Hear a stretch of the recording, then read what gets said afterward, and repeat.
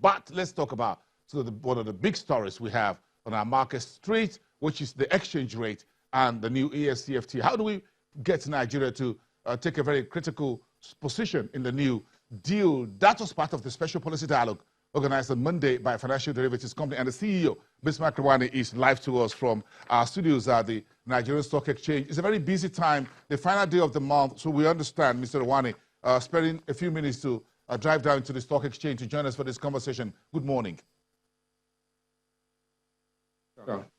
Morning, Bosin. Thank you very much for coming through, and quite a great policy dialogue. A very small, about 100 or less people in the room on Monday. Very packed, a lot of eggheads, as you want to put them, the best of the brains from the government, interagency, the private sector, from the multilateral agencies, the IFC, the IMF. So you folks put together a very big team on Monday to discuss this. But what's the biggest issue here that you think this dialogue actually talked about? There are three issues. One is the acceptance that regional integration and bigger markets work, and that bigger markets are always to the advantage of the bigger economies.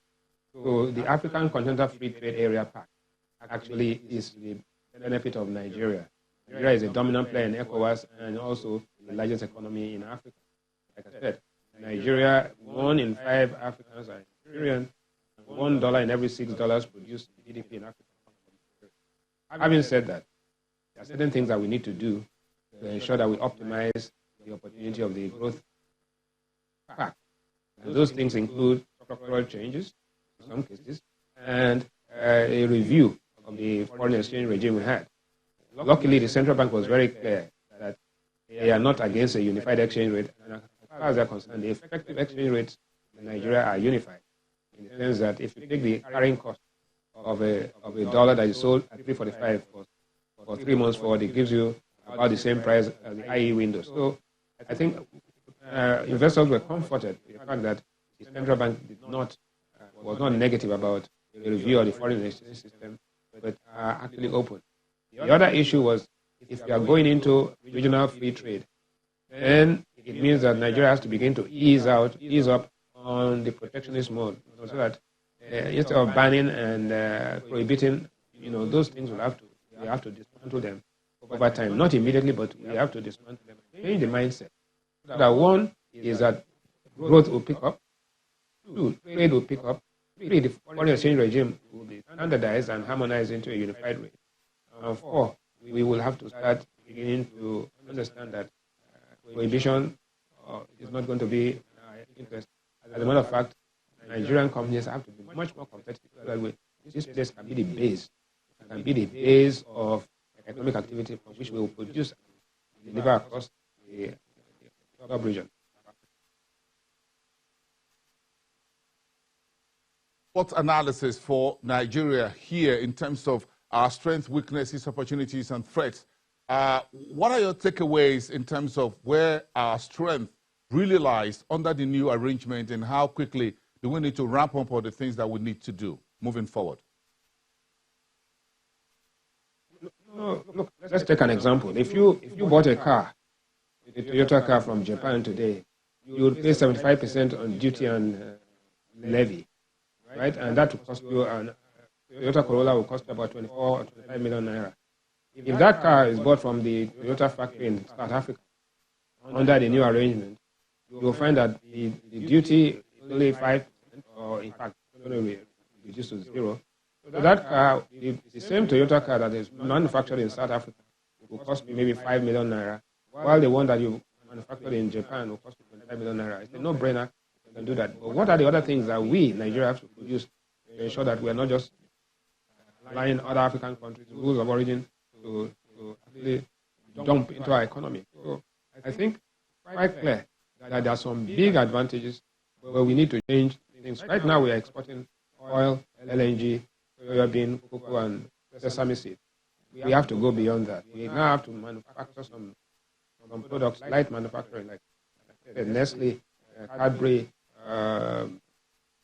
Pharmacidor, and all these other guys, producing massively here and shipping across the border.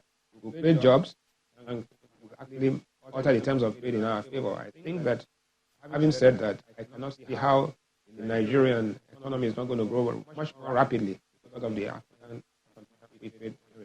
We are bound to catch up with the African growth rate, which is 3.1, and we are growing at 1.9. First and foremost, I think that within a year, we will be at 3.1, and within another 2 years, we will be at about 5%, all things being said. So we are optimistic about the outcome, and it was positive in the sense that Mr. Rwani, it is presented by the Vice President. Mr. Rwani, we need to very quickly cut this interview. We need to pause it a little bit, Mr. Rwani. We'll try and refix the audio. The audio is really bad for transmission, so please bear with us for a few minutes. We know you're pressed for time. Hold on a minute or two, Mr. Rwani. Let's repatch the audio from our studios down at the Stock Exchange and see if we can get a better audio from you. But please don't go away. Let's see how we can fix that very quickly and come back to you. Bismarck Rwani, the CEO as Financial Derivatives Company, trying to give us a bit of a piggyback into the top stories and the takeaways from Monday's big story, the Special Policy Forum or Dialogue on Nigeria's AfCFTA and the exchange rate system. We'll get back to that in a few minutes. But first, let's check in with the markets very quickly. Despite the earnings stream for the second quarter and the first half of the year, investors yesterday booked profit a bit more bigger within the banking space. So let's show you the numbers now to give you a recap of the second to the last trading day of the month. The earnings had been coming in. We have about 2 dozens already on Market Street. But picking through the big ones, we'll talk to Temple Ashaju in a few minutes. But yesterday, the market went down about 0.5% on the stock market. 27,820 when all eyes were on breaking back to the 28,000 level. The market actually went down again because investors came in. But if you look at the major trading activity, what you call the primary market data, if you flip that, you find the data coming through. This was a very small size of total shares traded yesterday, 155.21 million naira. Very small,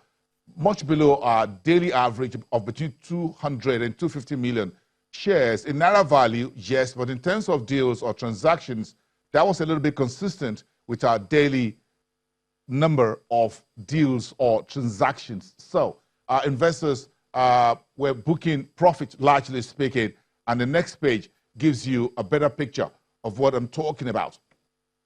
There you got it. The banking sector was down 0.72%. That's about 0.75%. Consumer goods went down 2.07%, and there so you have the big names such as Nestle, whose numbers, of course, came in very, very sweet. One of the best numbers from the quarter or the earnings season from Nestle Nigeria PLC. Industrial goods gained about 0.5%. Insurance was a little bit better, 0.02%, a very small size in terms of percentage terms, and oil and gas in the water by 0.16%. So let's quickly show you what the energy market looks like in terms of the companies in the oil and gas space. It was a bit lackluster. Owando came in with a negative profit after tax for the period. Under review, investors booked 1.28% off the share price of Owando, taking it down below the 4 naira level to 3.85 naira when the market closed yesterday. Eternal Oil also went down 1.49%. Meantime, Total PLC was unchanged despite a very brutally down negative earnings from this oil marketing major, which was reported 2 days ago. So, and you have Japol, a much smaller pie within that space, but investors today 2.6 million shares of that small cap company are bringing it down to 21 kobo. So if you look at the earnings, Owando's 1.28% could be due to investors' reaction to not too good numbers for the second quarter, despite lowering its borrowings and, of course, revenue slightly up, and saying its oil production for the period under review went up 8%, north of 40,000 barrels per day. That was some mixed news from Owando, but investors decided to book 1.28% of that stock when the market finished on Tuesday. We're going to go back to the conversation around the AfCFTA and what is in it for Nigeria, and very important, the exchange rate practices in Nigeria. What does it all mean? Bismarck Rewane, the CEO at Financial Derivatives, who puts that policy dialogue together, is still standing by the stock exchange. Mr. Rewane, thank you so much. I'll take a 2-minute break with us. We'll be right back with you after that. Thank you. We appreciate your time. Everyone, stand by. We'll be back.